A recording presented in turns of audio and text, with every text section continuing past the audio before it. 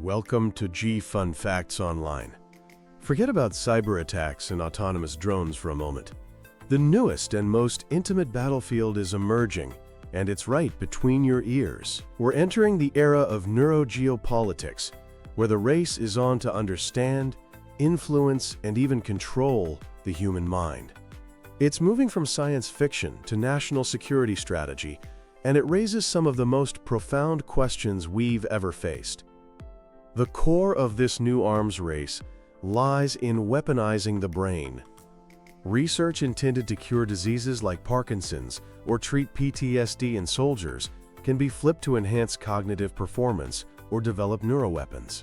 These errant bombs that level cities, they are tools designed to modify thoughts, emotions, and behavior. At the forefront is the U.S. Defense Advanced Research Projects Agency, or DARPA.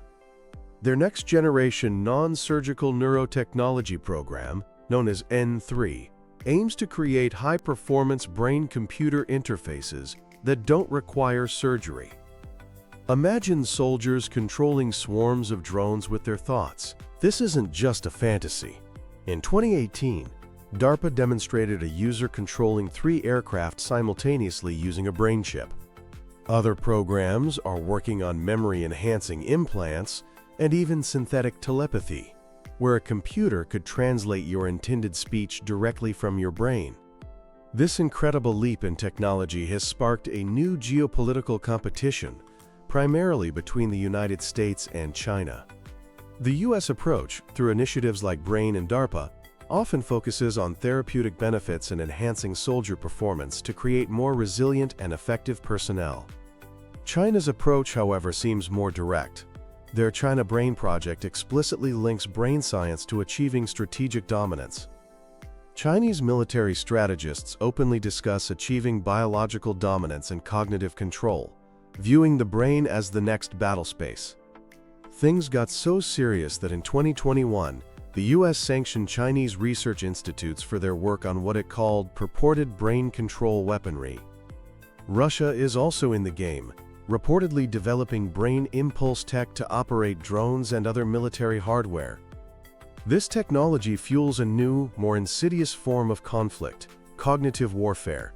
This is far beyond simple propaganda. Information warfare tries to influence times what you think by feeding you certain information. Cognitive warfare goes deeper. As NATO's Innovation Hub has explored, it aims to disrupt how you think. It uses a sophisticated mix of cyber tools, AI, and neurobiology to exploit your cognitive biases, sow deep-seated doubt, and erode trust in everything, from your government to your own perception of reality. The goal is to paralyze a society from within, making traditional military force a secondary concern. So how do you defend against an attack on thought itself? This has led to the concept of a Neuroshield, a multi-layered defense to protect our cognitive freedom. This would involve international rules and laws, technological defenses to spot and counter algorithm-driven disinformation, and, crucially, public education to make us all more resilient to manipulation. But every advance carries heavy ethical baggage.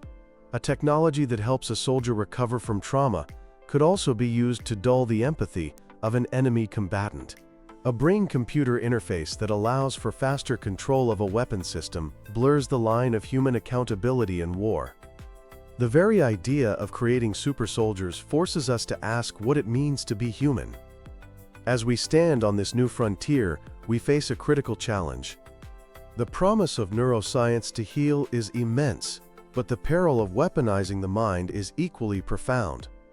Navigating this future will require more than just scientific genius. It will demand global cooperation and a shared commitment to protecting the ultimate sanctuary, the human brain.